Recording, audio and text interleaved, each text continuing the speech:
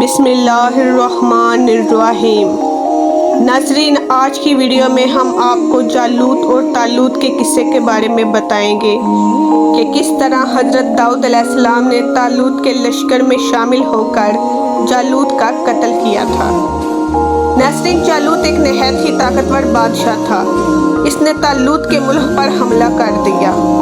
حضرت طالوت نے اپنی قوم سے کہا کہ اس کے مقابلے کے لیے نکلو تاکہ اس کو شکست دے کر اپنے ملک کو بچایا جا سکے۔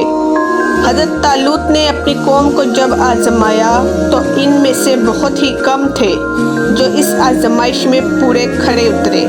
جو آزمائش پر پورا اترے ان میں حضرت داؤد علیہ السلام اور آپ کے بھائی بھی تھے۔ انہوں نے اللہ کریم کے حضور دعا کی کہ اے ہمارے رب، ہمیں صبر عطا فرما اور ہمارے دلوں کو قرار آ جائے۔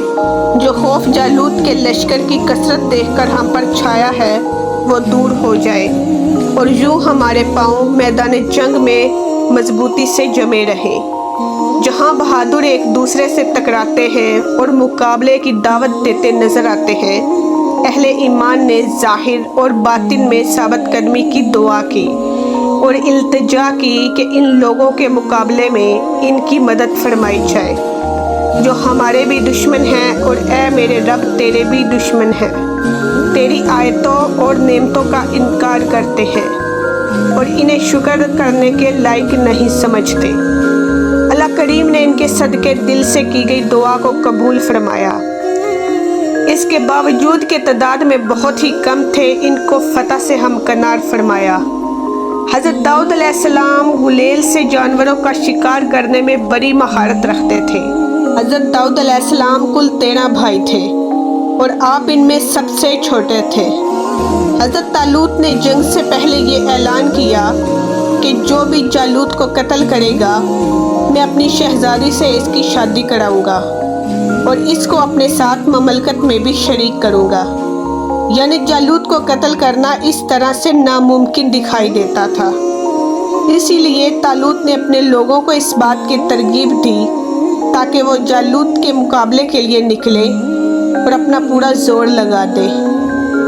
حضرت داؤد علیہ السلام جب لشکر کے ساتھ چلے جا رہے تھے تو اسی دوران ایک پتھر نے کہا کہ اے داؤد، مجھے بھی اپنے ساتھ لے لیجیے، جالوت کو قتل کرنے میں میں آپ کی مدد کروں گا۔ یہ پتھر حضرت داؤد علیہ السلام نے الگ سے سنبھال کر رکھ لیا۔ ابھی کچھ دور گئے تھے کہ یک کے بعد دیگرے 2 پتھر نے یہی التجا آپ کی خدمت میں عرض کی تو آپ نے ان دونوں پتھروں کو بھی پہلے والے پتھر کے ساتھ رکھ لیا۔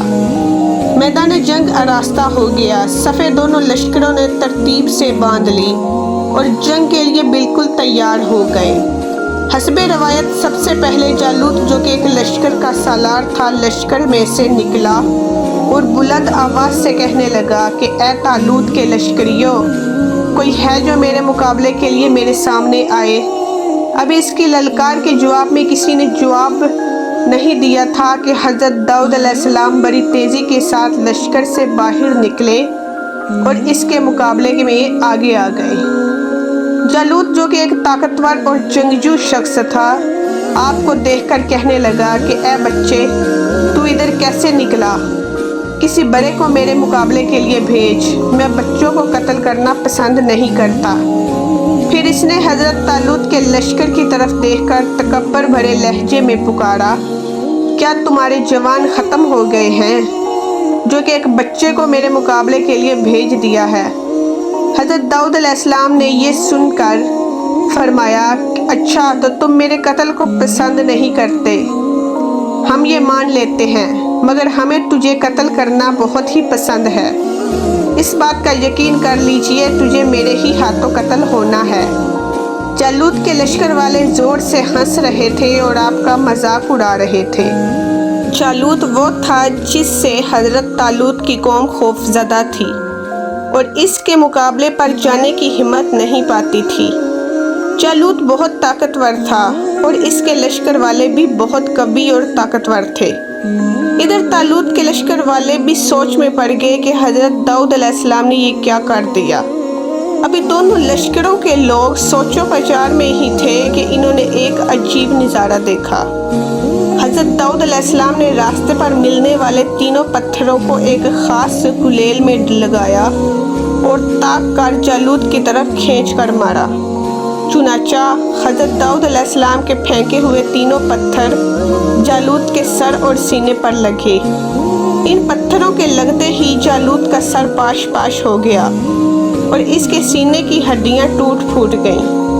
जालूत के लश्कर ने जब देखा कि इनका सिपा सलार बादशाह ज़मीन पर गिर चुका है और इसका सर फटकर भेजा बाहर निकल आया है, गोया इन पर सट्टा तारी हो गया। पहले वक्तों में सिपा सलार या बादशाह की मौत शिकस्त तस्वर की जाती थी।